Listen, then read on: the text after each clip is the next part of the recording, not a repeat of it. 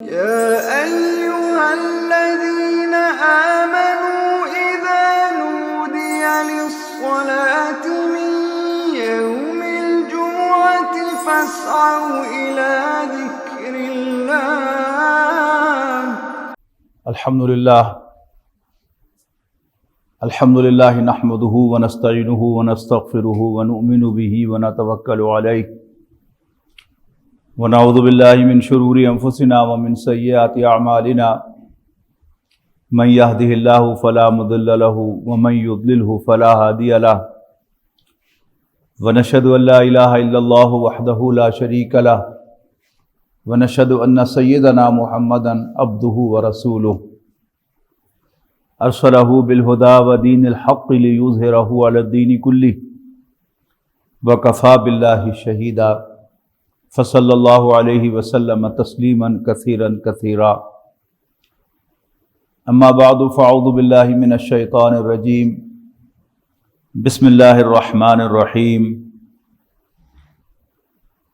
قد أفلح من تزكى وذكر اسم ربه فصلى بل تؤثرون الحیاۃ الدنیا والآخرۃ خیر وابقی ان ھذا لفی الصحف الاولی صحف ابراہیم وموسیٰ. محترم بزرگوں، دوستوں، عزیزوں اور بھائیوں، کچھ عرصہ سے ہم قرآن مجید سے نصیحت حاصل کرنے کی کوشش کر رہے ہیں. آج میں نے انتخاب کیا ہے سورۃ الاعلیٰ کی آخری آیات کا. ان کا انتخاب اس لیے کیا کہ نبی اکرم صلی اللہ علیہ وسلم سے یہ بات ثابت ہوتی ہے کہ آپ اکثر جمعے اور عیدین کی نمازوں میں سورۃ الاعلیٰ اور سورۃ الغاشیہ کی تلاوت فرمایا کرتے تھے. اور آبویسلی جیسا کہ میں نے آپ سے عرض کیا تھا کہ نبی اکرم صلی اللہ علیہ وسلم سے باقاعدہ ہماری طرح کوئی درس قرآن دینا ثابت نہیں ہے کہ آپ کو کوئی ہفتہ وار قرآن مجید کے درس کی محفل ہو. آپ کے دروس، آپ کی وعظ و نصیحت، آپ کے جمعے کے خطبات تھے ریگولر بیسس پر. اس کے بعد جب بھی کوئی موقع ہوتا تھا، لوگ جمع ہوتے تھے، تو آپ موقع و محل کے مطابق قرآن مجید کی آیات تلاوت فرما کر لوگوں کو نصیحت فرمایا کرتے تھے. جیسے کوئی فوت ہو گیا تو موت کے حوالے سے نصیحت، شادی بیاہ کا موقع ہے تو خطبہ نکاح میں خاص طور پر دولہا کو خطاب کرتے ہوئے اللہ سے ڈرنے کی نصیحت کہ اپنی بیوی پر زیادتی نہ کرنا. یہی اس لیے کہ گھر کی چار دیواری میں نہ کوئی کیمرہ لگایا جا سکتا ہے، نہ کوئی عدالت کا کمشنر کھڑا ہو سکتا ہے، اس لیے کہ گھر کی پرائیویسی ہے. واحد چیز کہ جو مرد کو زیادتی سے روک سکتی ہے وہ کیا ہے؟ وہ خوف خدا ہے. تو جمعے کے دن نماز میں اور دونوں عیدوں کی نمازوں میں نبی اکرم صلی اللہ علیہ وسلم کا انتخاب کیا ہے کہ آپ اکثر، ہمیشہ تو نہیں، اکثر پہلی رکعت میں سورۃ الاعلیٰ اور دوسری رکعت میں سورۃ الغاشیہ کی تلاوت فرمایا کرتے ہیں. اب اس سورۃ اعلیٰ میں سے آخری چند آیات کا میں نے انتخاب کیا ہے، ان سے آج نصیحت حاصل کریں گے ہم. فرمایا اعوذ باللہ من الشیطان الرجیم. قد افلح من تزکا. کامیاب وہ ہوا جس نے تزکیہ حاصل کیا. زا کاف یا، زا کاف واو جس سے زکوٰۃ بنا ہے. زکوٰۃ بھی پاکیزگی کے لیے ہے کہ اپنے مال کو میل کچیل سے پاک کر لو زکوٰۃ دے کر، اور اسی سے تزکیہ بنا ہے. تزکیہ کیا ہے؟ کسی کو پاک کرنا. یہ لفظ استعمال ہوتا تھا قدیم عربی زبان میں جس میں قرآن مجید نازل ہوا گوڈی کے عمل کے لیے. گوڈی کیا ہوتی ہے کہ ایک مالی اپنے باغ میں جاتا ہے تو وہاں دو قسم کے پودے اسے نظر آتے ہیں. ایک تو ڈیزائرڈ پلانٹس کہ جو اس نے خود لگائے ہیں اور وہ چاہتا ہے کہ وہ پروان چڑھیں. اس کے علاوہ اس کو کچھ جڑی بوٹیاں نظر آتی ہیں جو خود اگائی ہیں. اب وہ جڑی بوٹیاں جو ہیں وہ زمین کی نمکیات اور پانی کو شیئر کر رہی ہیں. یعنی وہ پانی جو آپ نے لگایا ہے اپنی پسند کے پودوں کے لیے کہ وہ پروان چڑھیں، لیکن وہ جڑی بوٹیاں اب اس پانی کو بھی شیئر کر رہی ہیں زبردستی، اور زمین کی جو نمکیات اللہ تعالیٰ نے پیدا کی ہیں جو پودے کے نشو و نما میں کام آتی ہیں ان کو بھی شیئر کر رہی ہیں. مالی چاہتا ہے کہ یہ نمکیات اور یہ پانی یہ صرف جو پودے میں نے لگائے ہیں مفید پودے ان کے کام آئے، لہذا وہ کھرپا لے کر وہ جو فالتو جڑی بوٹیاں ہوتی ہیں انہیں جڑ سے اکھاڑ کے پھینک دیتا ہے. پرانی عربی زبان میں اس کو عمل تزکیہ کہتے تھے. اس کے بعد یہ لفظ استعمال ہوا اور قرآن مجید میں بھی اور نبی اکرم صلی اللہ علیہ وسلم کی احادیث میں بھی تزکیہ نفس کے لیے. اللہ تعالیٰ نے جو مختلف مخلوقات پیدا کی ہیں ان میں اگر آپ کمپیریزن کریں تو ایک تو وہ مخلوقات ہیں کہ جو آپ سے آپ حرکت بھی نہیں کر سکتی. یہ گلاس یہاں پڑا ہے، میں اس کو اٹھا کے یہاں رکھوں گا تو یہ جگہ تبدیل کرے گا، یا یہ ممبر جو ہے اس کو ہم ہلائیں گے تو پھر وہ گر سکتا ہے نیچے کشش ثقل کے ذریعے، لیکن اس کے اپنے اندر کوئی طاقت نہیں کہ وہ کوئی تبدیلی اپنے اندر پیدا کر سکے. اس کے مقابلے میں پودے وہ ہمیں نشو و نما کرتے نظر آتے ہیں، ان میں زندگی ہے، وہ گرو کرتے ہیں. یعنی اس کے اندر ایک طاقت ہے جس کی بنیاد پر بیج پھٹتا ہے، بیج پھٹتا ہے، اس میں سے ایک پودا نمودار ہوتا ہے، اس کی جڑ نیچے کی طرف بڑھ کر پھیلتی ہے اور اس کا تنا اوپر کی طرف چڑھ کر پھیلتا ہے. موومنٹ ہو رہی ہے، اگرچہ پودا باڈیلی موو نہیں کر سکتا، اس کا پورا پودا ایک جگہ سے دوسری جگہ نہیں جا سکتا جب تک آپ اس کو نہ ایک جگہ سے دوسری جگہ لے جا کر لگائیں. تیسری مخلوق جو اللہ نے پیدا کی ہے وہ حیوانات ہیں جو ہمیں ہر طرح کی موومنٹ، ہر قسم کی حرکت کرتے ہوئے نظر آتے ہیں. وہ رینگتے بھی ہیں، چلتے بھی ہیں، 2 پاؤں پر بھی چلتے ہیں، 4 پاؤں پر بھی چلتے ہیں، وہ اڑتے بھی ہیں، وہ سیدھے بھی اٹھ جاتے ہیں، مچھر اٹھ کے دکھاتا ہے آپ کو سیدھا. تو یہ کیا ہے؟ یہ مختلف حرکتیں ہیں جو جانور کرتے ہوئے نظر آتے ہیں. لیکن اللہ تعالیٰ نے ان کی زندگی کا، یعنی پودوں کی خوراک کا بندوبست اللہ تعالیٰ نے خود کیا ہوا ہے. اسے اسی زمین سے جہاں پر وہ پودا اگا ہوا ہے پانی بھی مل رہا اور باقی نیوٹریشن بھی اس کو مل رہی ہے، نمکیات مل رہی ہیں، جو بھی کھاد ہے سب کچھ نیچے سے مل رہا ہے. لیکن حیوانات کو کیونکہ اللہ تعالیٰ نے حرکت دی ہے، وہ ہر طرف حرکت کر سکتے ہیں، لہذا وہ خود پانی تک پہنچتے ہیں اور پانی پیتے ہیں، اور خود خوراک تک پہنچتے ہیں اور کھاتے ہیں. اسی طرح اپنی ضروریات کے لیے وہ موو کر کے ایک جگہ سے دوسری جگہ جاتے ہیں، جبکہ اللہ تعالیٰ نے پودوں کے لیے خود انتظام کر رکھا ہے. اب جب وہ خود حرکت کر سکتے ہیں تو اللہ تعالیٰ نے ان کے اندر کچھ خواہشات ڈال دی ہیں، کچھ حاجات ڈال دی ہیں. مثلا انہیں بھوک لگتی ہے اور بھوک سے بےتاب ہو کر وہ کھانے تک پہنچتے ہیں. پیاس لگتی ہے اور پیاس سے مجبور ہو کر وہ پانی تک پہنچتے ہیں اور پیتے ہیں. انہیں غصہ آتا ہے، اب غصے کا اظہار کرنے کے لیے وہ حرکت کرتے ہیں اور بدلہ لینے کی کوشش کرتے ہیں. ان کے اندر اللہ تعالیٰ نے جنسی حس رکھی ہے، ایک کشش رکھی ہے جن سے مخالف کے لیے، اپوزٹ سیکس کے لیے. اب چونکہ ایک حصہ ہے لہذا وہ اس تک پہنچتے ہیں، اپوزٹ سیکس تک، اور اپنی اس خواہش کو پورا کرتے ہیں. لیکن ہماری آبزرویشن یہ ہے کہ جانور کے اندر جب ایسی کوئی حس پیدا ہو جائے اور اس کو ایکسپریس کرنے کا موقع بھی موجود ہو، اس کے اظہار کا موقع بھی موجود ہو، تو جانور اپنے اندر کوئی طاقت نہیں رکھتا کہ اپنے آپ کو اس خواہش کے اظہار سے روک سکے. مثال کے طور پر ایک جانور کو بھوک لگ جائے اور اس کا کھانا بھی اس کی دسترس میں ہو تو کھاوے کھاوے، یعنی اس کے اندر کوئی طاقت نہیں کہ اپنے آپ کو کھانے سے روک سکے. لیکن انسان ایسا نہیں ہے. انسان کے اندر اللہ تعالیٰ نے ایک سافٹ ویئر انسٹال کیا ہے، اس کے اندر ایک ایسا نفس اللہ تعالیٰ نے رکھا ہے کہ جو خود فیصلہ کرتا ہے. بھوک لگی ہے، کھانا موجود ہے، لیکن کھانا ہے کہ نہیں کھانا یہ فیصلہ انسان کا اپنا ہے. انسان کھانے پر مجبور نہیں ہے. پیاس لگی ہے لیکن اپنے فیصلے سے پیتا ہے، جس کا ہم رمضان میں اظہار دیکھتے ہیں کہ ہمیں بھوک بھی لگتی ہے گرمیوں کے دنوں میں، پیاس بھی لگتی ہے، لیکن ہمیں سے کتنے بد نصیب ہیں کہ جو روزہ توڑ لیتے ہیں. فیصلہ ہے نا ہمارا. تو یہ انسان ہے. اب یہاں بھی کیا ہے؟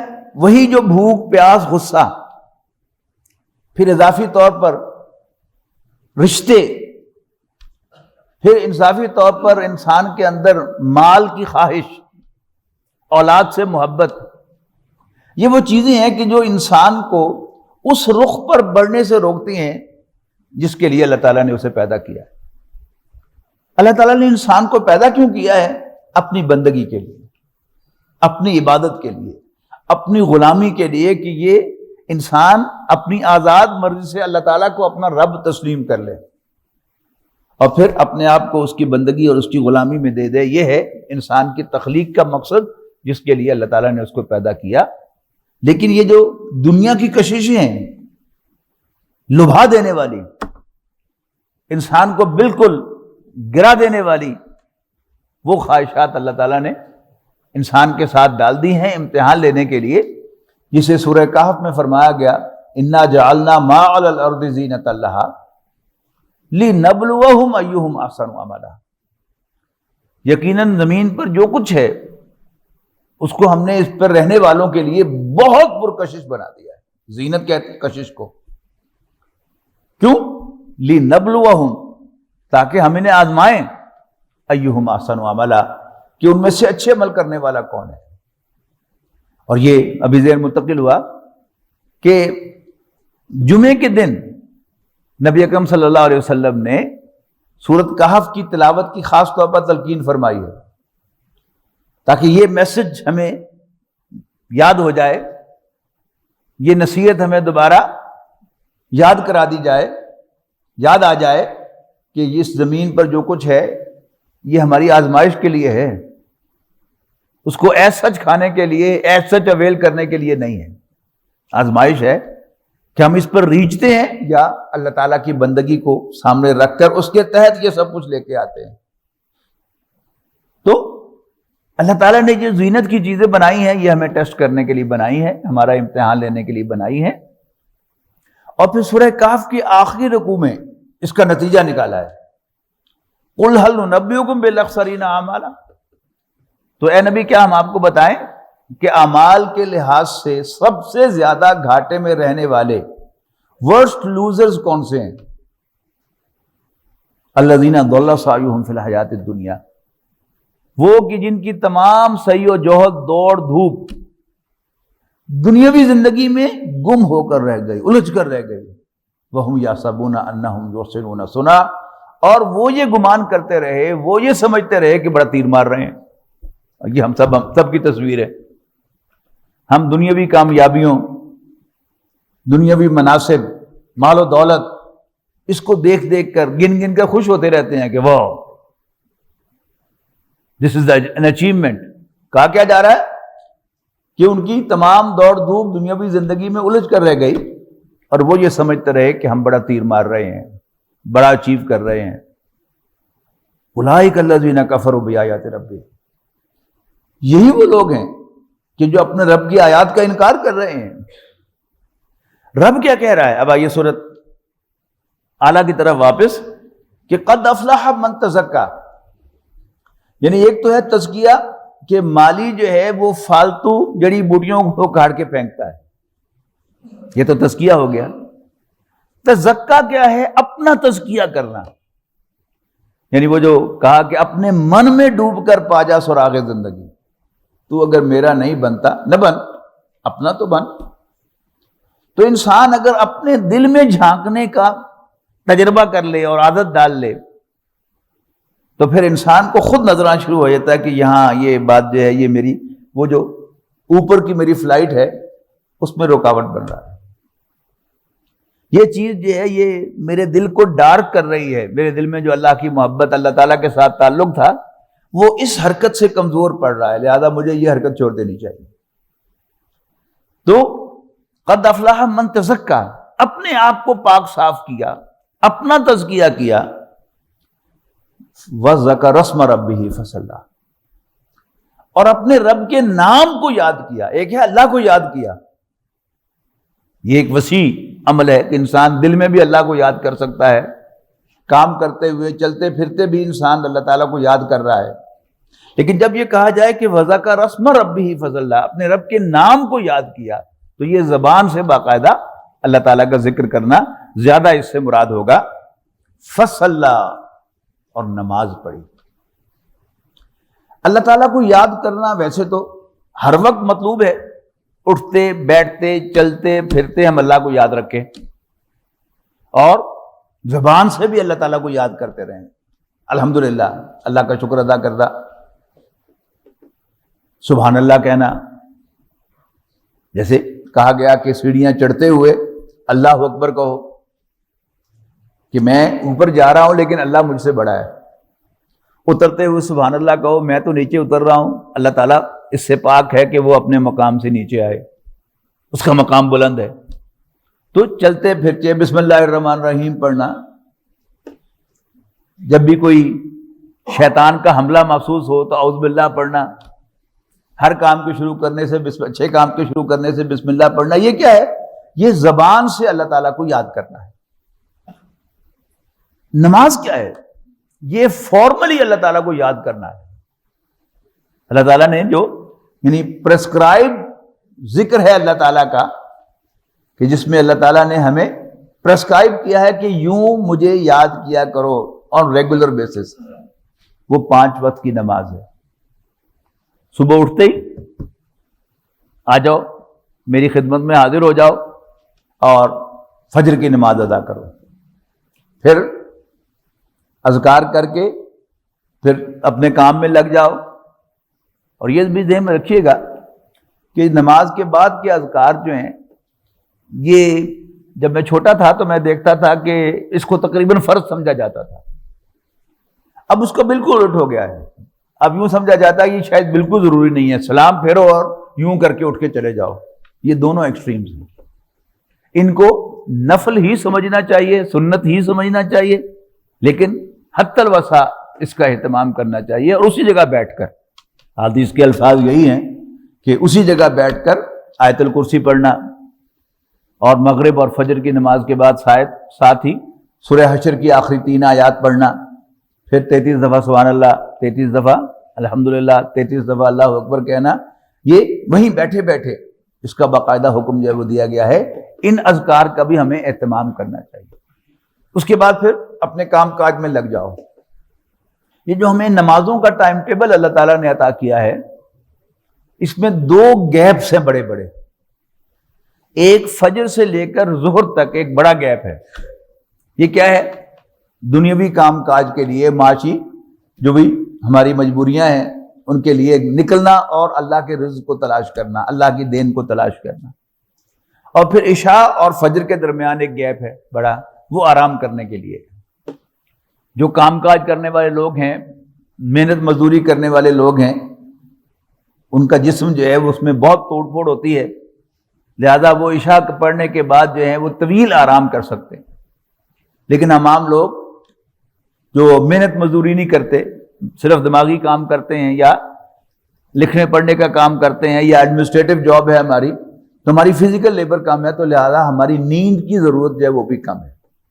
ان کے لیے نوافل رکھے ہوئے ہیں، یعنی تہجد میں آدھی رات کے بعد اٹھ جاؤ، جتنا وقت بھی اٹھ سکو، فجر سے پہلے، فجر کی اذان سے پہلے 4 نفل پڑھ سکو، 8 نفل پڑھ سکو، اور جتنی بھی قرآن مجید کی تلاوت نماز کے اندر کر سکو وہ پڑھو۔ لیکن فرض جو ہے وہ فجر کی نماز ہے، اس پہ ضرور اٹھو۔ اب ہمارا معاملہ الٹ ہو گیا ہے۔ اب جو دن کے اوقات ہمیں دیے گئے تھے معاشی جد و جہد کے لیے، ہم نے اس سیٹ اپ کو بدل دیا ہے۔ ہم کیا کرتے ہیں؟ رات کو دیر تک جاگتے رہتے ہیں، ڈرامے، موویز، پھر چیٹنگ، پھر انٹرنیٹ پر ادھر کی ادھر کی، یہاں تک کہ رات کو 1-2 بج جاتے ہیں، اور پھر فجر کی نماز جو ہے وہ پھر خطرے میں چلی جاتی ہے اور اکثر و بیشتر ہماری مس ہو جاتی ہے۔ ضرورت اس بات کی ہے کہ ہم عصر 9 اپنا ٹائم ٹیبل سیٹ کریں۔ شروع میں دقت ہوگی، لیکن ہفتہ 10 دن لگے گا انشاءاللہ، وہ کلاک جو ہے وہ ذہن کا وہ نئے سرے سے سیٹ ہو جائے گا، اور پھر انشاءاللہ آپ کو جلدی نیند آنا شروع ہو جائے گی، اور صبح فجر کی نماز پر انشاءاللہ آپ خود اٹھیں گے۔ پھر اگر انسان کے ذہن میں یہ چیز ہو کہ یہ کام میں نے کرنا ہے، تو آپ الارم لگاتے ہیں فجر کی نماز کے لیے بھی الارم لگائیے، 1 2 3 ہر 5 منٹ کے بعد جو ہے وہ آپ کو جگائے، تو where there is a will there is a way، تو انشاءاللہ فجر کی نماز آپ کی مس نہیں ہوگی۔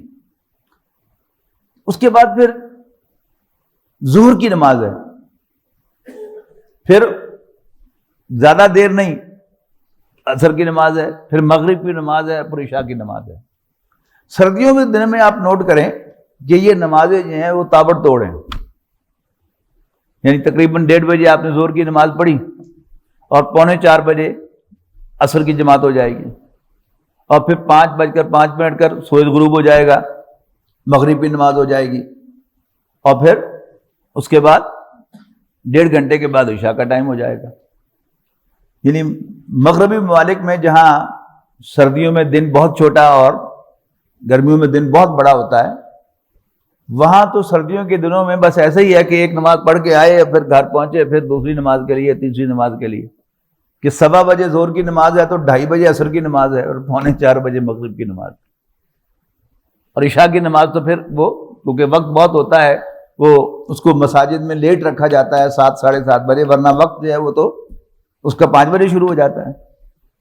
تو مقصد کیا ہے کہ اللہ تعالیٰ نے یہ نمازیں جو ہمیں فرض کی ہیں، یہ فارملی اللہ تعالیٰ کو یاد کرنے کے لیے، جہاں تک اللہ تعالیٰ کو انفارملی یاد کرنا ہے وہ تو 24 گھنٹے کا کام ہے، جب بھی آپ جاگ رہے ہوں، ہم جاگ رہے ہوں، ہم اللہ تعالیٰ کو یاد کرتے رہیں، فارغ ہوں تو زبان سے یاد کریں، اور جب کام میں مصروف ہوں تو دل میں اللہ تعالیٰ حاضر رہے، چلتے پھرتے یہ انسان کو یاد رہے کہ میرا رب مجھے دیکھ رہا ہے، یہ کام جو میں کرنے چلا ہوں مجھے اس کا حساب دینا ہے۔ یہ سب کیا ہے؟ یہ اللہ کی یاد کے ذریعے ہیں۔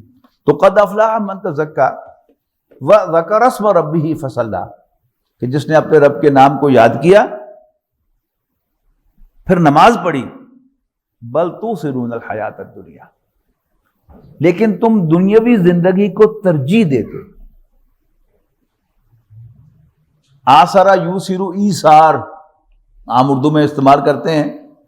ایثار کا مطلب کیا ہے؟ کسی کو کسی پر پریفرنس دینا۔ آیا ہے 28ویں پارے میں، یوسرون علی انفسہم ولو کانوا بہم خصاصہ۔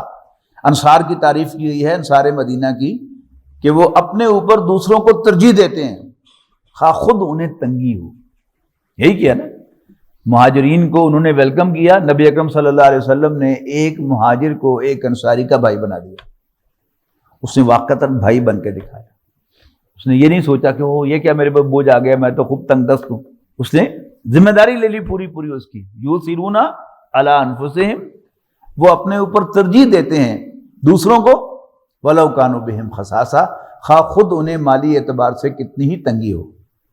تو یہاں کیا فرمایا؟ بل تؤثرون الحیات الدنیا، لیکن تم دنیاوی زندگی کو ترجیح دیتے ہو، والآخرۃ خیر وابقیٰ، حالانکہ آخرت بہتر بھی ہے اور زیادہ باقی رہنے والے بھی، لانگ لاسٹنگ بھی، ایور لاسٹنگ بھی۔ 30ویں پارے کی ایک سورت ہے سورت نازعات، اس میں اس کو یوں بیان فرمایا گیا ہے، یوم یتذکر الانسان، جب ایک بڑا شور مچے گا، بڑا ہنگامہ ہوگا، یوم یتذکر الانسان ما سعی، اس دن ہر شخص کو یاد آ جائے گا کہ اس نے وہ کن کاموں میں مصروف رہا، وہ کن چیزوں میں بھاگ دوڑ کرتا رہا، کہاں کہاں وہ سعی و جہد کرتا رہا۔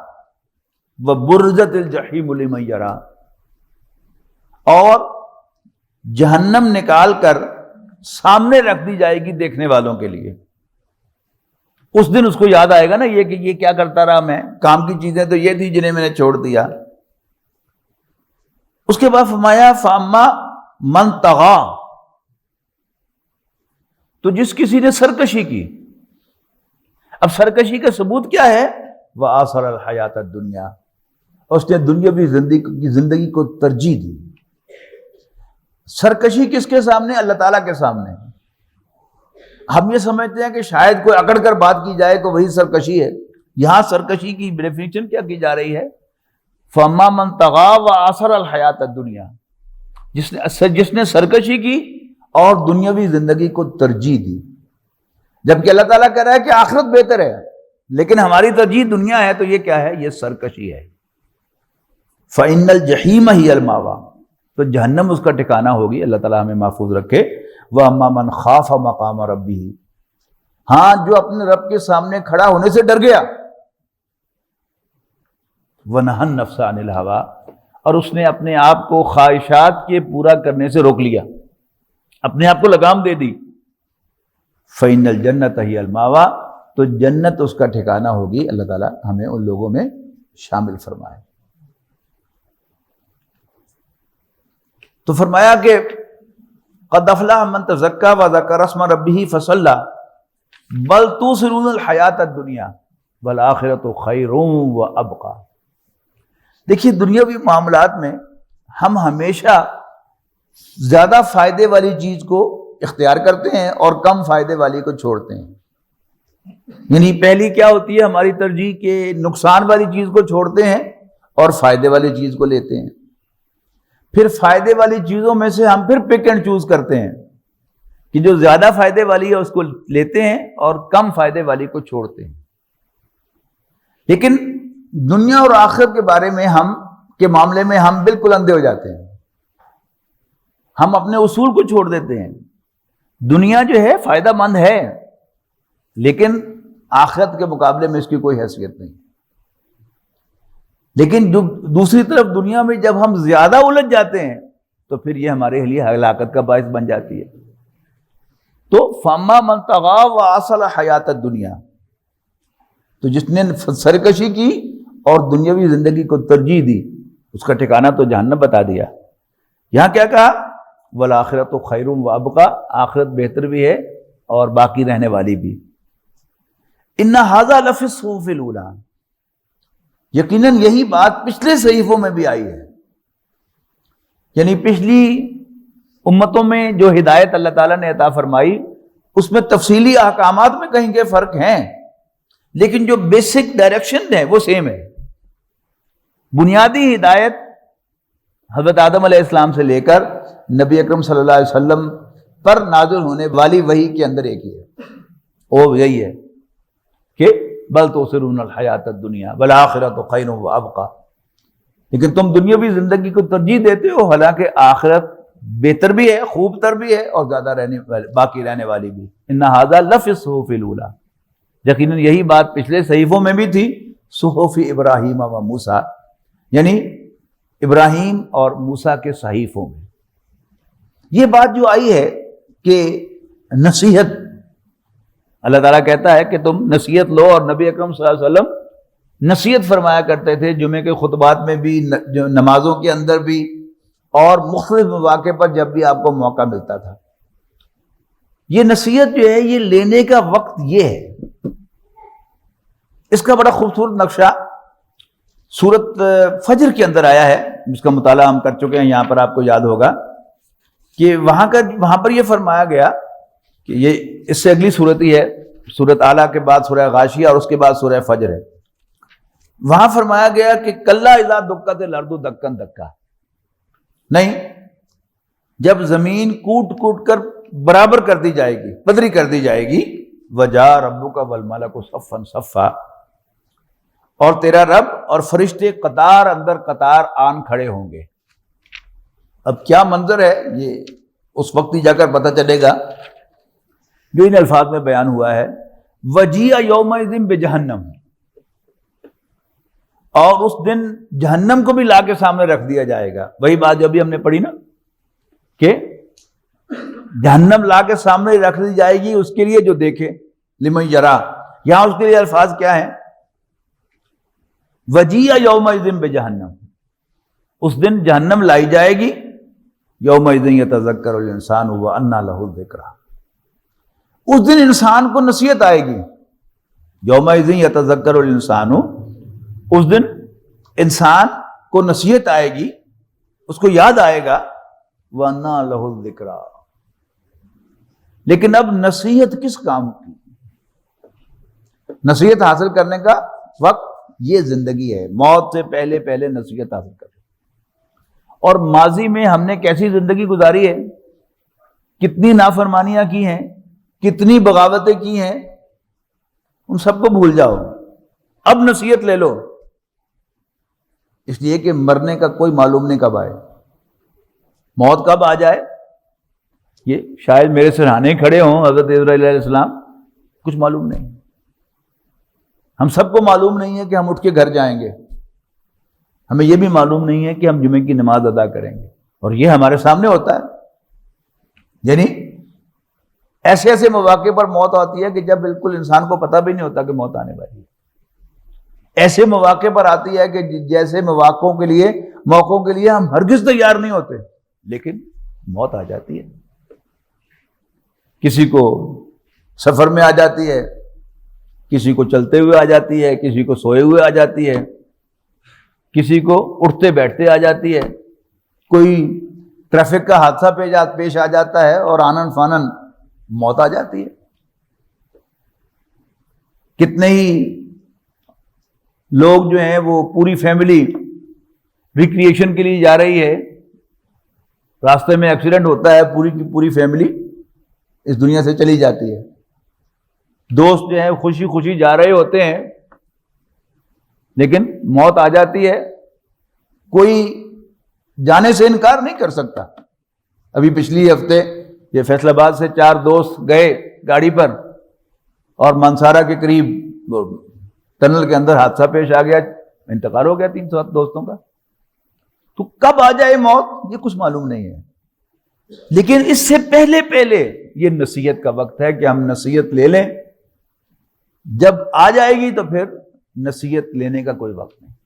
جب آخرت کی آنکھ کھلے گی ہمارے سامنے، آخرت میں آنکھ کھلے گی اس دوسرے جہان میں، تو پھر ہمیں کہا او ہو غلطی ہو گئی.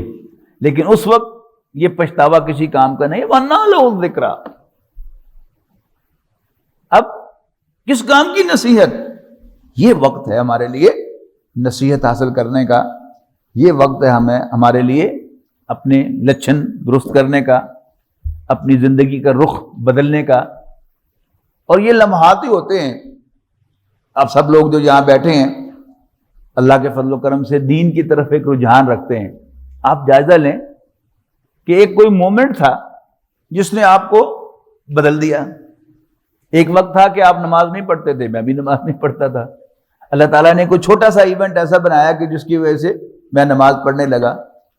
تو کیا جب یہ مختصر سی اس گناہگار کی گفتگو جو ہے وہ آپ کے دل میں اتر جائے تو آپ کا رخ بدل جائے، تو یہ ہے رائٹ ٹائم کہ نصیحت لے لیں اور اپنا رخ جو ہے وہ اللہ تعالیٰ کی طرف کر لیں.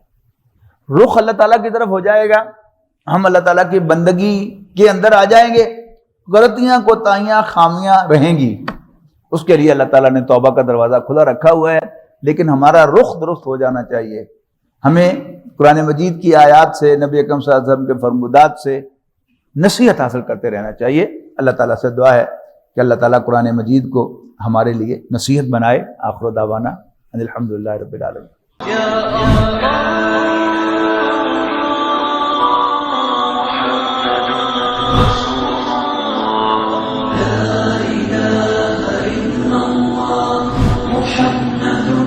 رسول الله لا إله إلا الله محمد